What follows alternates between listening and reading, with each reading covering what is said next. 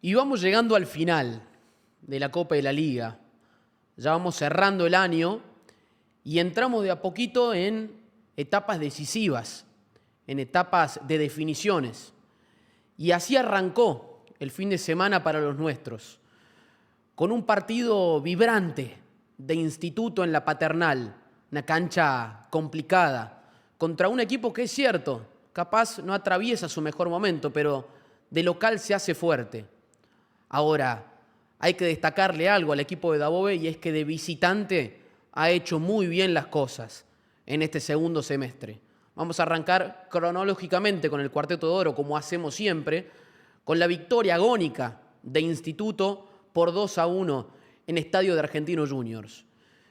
Y me voy a quedar con un futbolista, voy a destacar a uno que no entró en la oncena titular, que capaz no fue la figura estelar del partido, pero sí es un jugador que creo que el hincha de Instituto extraña.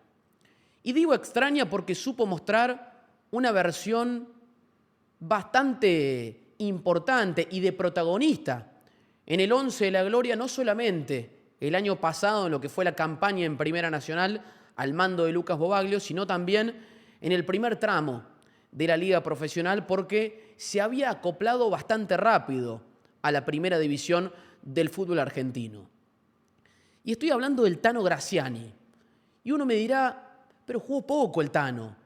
Sí, pero eso es de esos jugadores que no les hace falta mucho tiempo para demostrar la categoría, la jerarquía, y para poder marcar ese diferencial dentro de un equipo que no tiene demasiados jugadores que individualmente marquen una diferencia.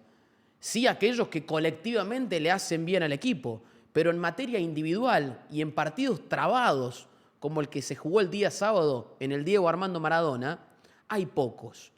Y uno de ellos es Graciani, que últimamente, ingresando en el segundo tiempo, uno dirá por cuestiones físicas, se dirá por cuestiones futbolísticas y decisiones del técnico, ha jugado mucho menos que en la primera mitad del año. Pero la realidad indica que cada vez que entra, el Tano marca una diferencia y se entiende que es ese futbolista que le aporta la distinción individual que por momentos es un equipo que a nivel colectivo no se encuentra, que le cuestan los cierres de los partidos porque le pasó con Banfield, le pasó con Gimnasia de La Plata, por supuesto en condición de local. Y estamos hablando que de visitante, Instituto juega a otra cosa. Y capaz tiene que ver también con esto. ¿Se animan un poco más los jugadores de visitante? Y si se animan, ¿es importante tenerlos a Acevedo, a Graciani? Por supuesto que sí.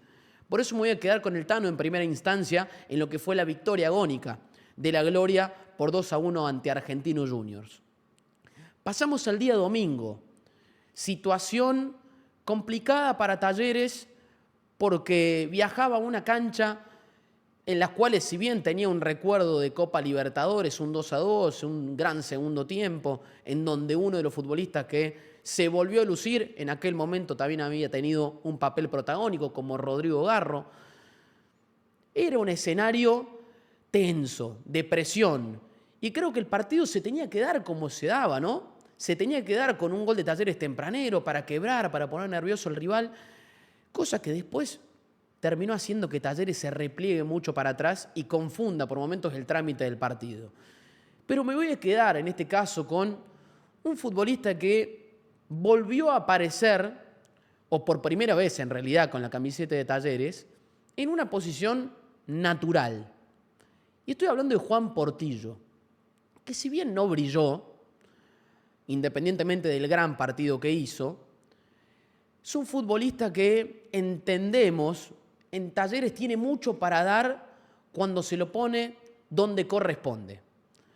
Porque capaz el hincha se confunde y entiende que habiendo jugado 6 meses, 7, 8, a estas alturas del año de lateral izquierdo, es la posición que le corresponde. Y no es así. Portillo llegó a Talleres para jugar o de volante central o de defensor central, en este caso acompañando a Mantilla en la saga. Un futbolista con un gran estado físico, veloz, con buen juego aéreo, que le aportó todo lo necesario que tenía que encontrar Talleres para reemplazar, en este caso, a Juan Rodríguez.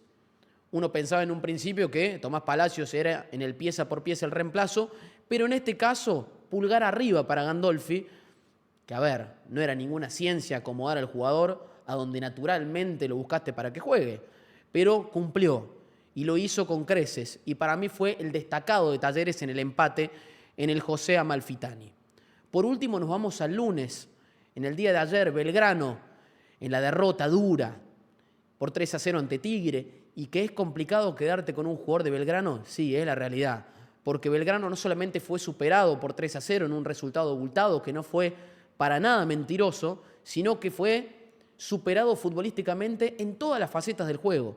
En ningún momento Belgrano pudo jugarle de igual a igual y complicarlo a Tigre, salvo en algunas equivocaciones del equipo de Pusineri.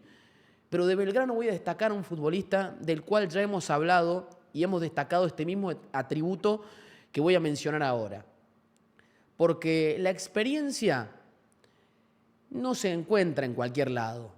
Es difícil traer experiencia, traer jerarquía, traer actitud, traer entendimiento del juego por fuera de lo que particularmente sucede dentro de la cancha. Y estoy hablando una vez más de Esteban Rolón, un jugador que no se cayó nunca durante los 70 minutos que jugó porque salió reemplazado en el segundo tiempo.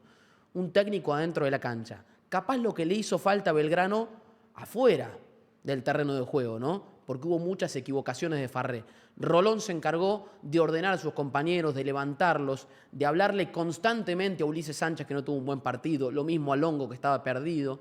Fue el capitán sin cinta de Belgrano y, como les decía recién, el técnico dentro de la cancha, desde lo actitudinal y desde lo futbolístico. Por eso, a pesar de la derrota abultada, pulgar arriba para el exjugador de Boca Juniors. Y por último, ya para cerrar y con la frutilla del postre, eligiendo al técnico de la semana, por supuesto nos vamos a quedar con aquel que terminó cumpliendo el objetivo que la institución se había puesto a principio de año. Y estoy hablando de Diego Dabove. Si bien a mi entender en el planteo futbolístico erró en algunas cuestiones, haberle ganado a un equipo como Argentinos en la Paternal, de visitante y demás, no es poca cosa. Y sobre todo para Instituto, con lo que le costaba reponerse de los golpes. Porque si Heredia no tocaba la pelota, era gol de Gondú y hoy capaz estábamos hablando de otra cosa. Pero me quedo con Dabove, que también fue protagonista de un triunfo agónico que le da por lo menos un año más a Instituto en la máxima categoría del fútbol argentino. Nos reencontramos el próximo fin de semana con otra edición del Cuarteto de Oro.